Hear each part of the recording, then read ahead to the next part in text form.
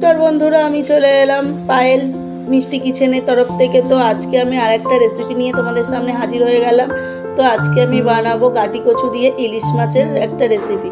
তো এখানে নিয়েছি এই দুটো ইলিশ মাছ, এখানে নিয়েছি বড় সাইজের একটা আলু, এখানে নিয়েছি 4টে গাটি কচু, তো এখানে নিয়েছি একটু আদা। তো এই অল্প কিছু দিয়ে আজকে ইলিশ মাছটা রান্না করব। তো তোমরা দেখতে থাকো। এখানে আমি গাটি কচু আর আলু আর এখানে আদাটা ছাড়িয়ে ফেলে নিয়ে এসেছি। তো এখানে আমার মাছটা কেটে আমি নিয়ে চলে এসেছি ধুয়ে টুয়ে। তো এখন আমি মাছের লবণ হলুদ মাখিয়ে নেব। বন্ধুরা, এখানে আমি মাছের মধ্যে এখন দিয়ে দিচ্ছি কিছুটা লবণ। তো আমি এখানে বেশি লবণ দেবো না, একটু অল্প করেই লবণ দেবো। তো এর মধ্যে এখন দিয়ে দেবো হলুদ গুঁড়ো দিয়ে দিলাম, বেশি পরিমাণ দেবো না। তো এটা আমি হালকা করে ভেজে নেব, যেহেতু এটা আমি গাটি কচু দিয়ে রান্না করবো, তার জন্য এটা আমি হালকা করে ভেজে নেব। তো এখানে মাছটা আমার ডিম হয়েছে, তার জন্য আমি আস্তে আস্তে মেখে নেব, না হলে ডিমগুলো সব বেরিয়ে যাবে। তো এখানে আমি এইভাবে পুরো মাছটাকে মেখে নিচ্ছি। তো এখানে আমি একটা ফ্রাই প্যান বসিয়ে দিয়েছি আগে থেকেই। তো এখন গরম হয়ে গেছে। তো এখানে আমি দিয়ে দেবো কিছুটা তেল। তো এখানে আমি কিছুটা তেল দিয়ে দিলাম বন্ধুরা। তো আপনারা দেখতে থাকুন।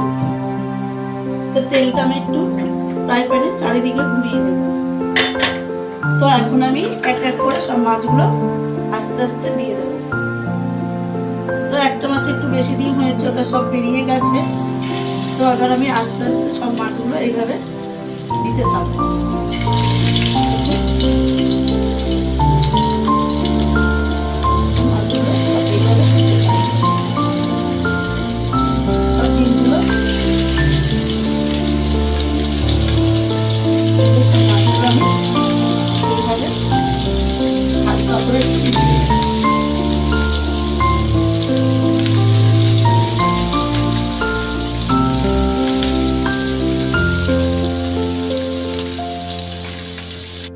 বন্ধুরা দেখুন, এখানে মাছগুলো আমি এবার আস্তে আস্তে ফিরিয়ে দেবো। তো একটি ভালোভাবে ভাজা হয়ে গেছে। তো আমি আগেই বলেছি যে খুব একটা বেশি ভাজবো না, মোটামুটি এখানে ভাজা হয়ে গেছে। তো এখন আমি মাছগুলো আস্তে আস্তে এইভাবে ফিরিয়ে দিচ্ছি। তো দেখুন, এইভাবে আমি ফিরিয়ে দিচ্ছি। এইভাবে সব মাছগুলো একদিন থেকে আমি এইভাবে এখন আমি মাছগুলো আস্তে আস্তে তুলে নেব।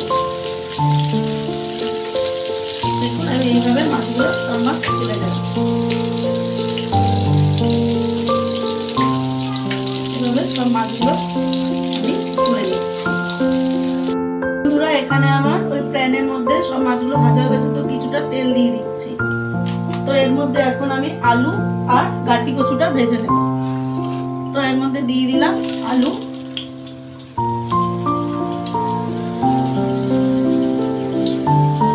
আর গাটি কচুটা দিয়ে দিচ্ছি। তোমরা দেখো বন্ধুরা, আলু আর গাটি কচুটা এখানে দিয়ে দিচ্ছি। তো এটা আমি একটু লাল লাল করে ভেজে নেব। তো এখানে কোনো আমি হলুদ দেবো না, যেহেতু একটা মাছ দিয়ে দিলাম, তাতে মধ্যে হলুদ আছে।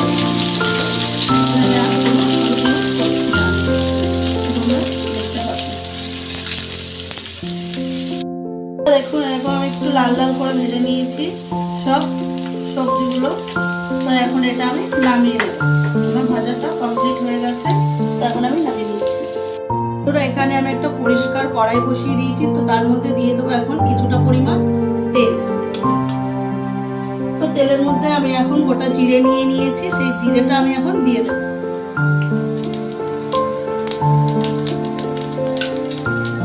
জিরেটা আমি এখন ভালোভাবে নাড়াচাড়া দিয়ে নেবো, দিয়ে ভেজে নেবো। তো বন্ধুরা, আমার কোনো ভুল বলে আপনারা একটু তোমাদের পরিবারের মেয়ে হিসাবে আমাকে একটু ক্ষমা করে দিও। তো বন্ধুরা, আমার ভাজা হয়ে গেছে। তো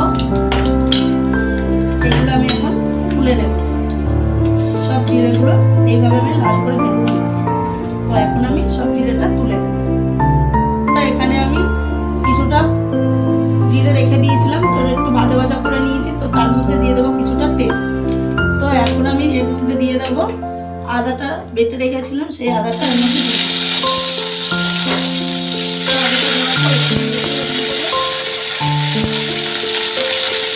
এর মধ্যে দিয়ে দেবো এখন ভেজে রাখা আলু আর কাটি কেটে তো এর মধ্যে এখন আমি সবগুলো এইভাবে দিয়ে দিলাম, দিয়ে একটু ভালোভাবে নাড়াচাড়া দেবো।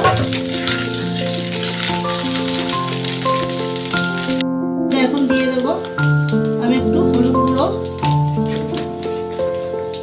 দিয়ে দেবো একটু লঙ্কার গুঁড়ো, অল্প একটু লঙ্কার গুঁড়ো। তো এখানে দিয়ে দেবো কিছুটা স্বাদ মতো লবণ, এখানে আমি অল্প পরিমাণ লবণ দিলাম, পরে আমি দেব। তো এটা আমি ভালোভাবে এখন একটু নেড়ে ছেড়ে কষিয়ে নেব। তো এটা বেশি মশলা দেওয়ার দরকার নেই, বেশি মশলা দিলে ইলিশ মাছের টেস্টটা বোঝা যাবে না বন্ধুরা, আমি এখানে বেশি কিছু ইউজ করছি না। তো এটা আমি ভালোভাবে এইভাবে নাড়িয়ে চাড়িয়ে কিছুক্ষণ ভেজে নেব। এটা আমি কিছুক্ষণ ভালোভাবে ভেজে নিয়েছি। তো এখন আমি এখানে গরম জল ইউজ করছি, গরম জলটা আমি দিয়ে দেবো। তো আমি এখানে বেশি ঝোল করবো না, তার জন্য পরিমাণ মতো জল দিয়ে দিয়েছি। তো এটা আমি কিছুক্ষণ ঢাকা দিয়ে রেখে দেবো। দেখুন বন্ধুরা, এখানে আমার মাছের ঝোলটা ভালোভাবে ফুটে গেছে। তো এখন আমি এই দেখুন কচুগুলো আমার ভালো করে সিদ্ধ হয়ে গেছে, আলুটাও সিদ্ধ হয়ে গেছে। এখন আমি দিয়ে দেবো মাছগুলো। দেখুন এইভাবে সব মাছগুলো আমি আস্তে আস্তে ঝোলের মধ্যে ছেড়ে দিচ্ছি। যেহেতু এটা আমার হালকা ভাজা, তো ঝোলের সঙ্গে একটু ফুটলে এটা ভালোভাবে মাছটা সিদ্ধ হয়ে যাবে। তো এইভাবে আমি সব মাছগুলো দিয়ে দিলাম। তো এখন ভেজে রাখা যে জিরেটা আমি ভেজে রেখেছিলাম, তো সেটা আমি এখন শিলপাটাতে বেটে নেব। বন্ধুরা, এখানে ভালোভাবে ঝোলটা আমার ফুটে গেছে দেখুন।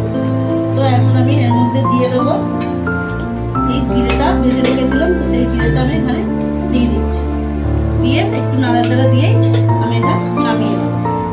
তো দেখুন আমি এইভাবে একটু নাড়িয়ে দিচ্ছি, নাহলে মাছগুলো ভেঙে যাবে, আস্তে আস্তে নাড়িয়ে দিতে হবে। বন্ধুরা, আমার এখন মাছের ঝোলটা নামিয়ে নেব। তো এখন হয়ে এসছে, তো এখন আমি নামিয়ে নিচ্ছি। বন্ধুরা, এখানে আমি মাছের ঝোলটা নামিয়ে নিয়েছি কাটি দিয়ে, আলু দিয়ে মাছের ঝোলটা, ইলিশ মাছের ঝোলটা। তো দেখুন কতটা সুন্দর দেখতে হয়েছে। তো আমার পেজে যদি বা নতুন বন্ধু হয়ে থাকো তোমরা, তো আমার চ্যানেলটাকে সাবস্ক্রাইব করে দিও বন্ধুরা, লাইক করো। ধন্যবাদ।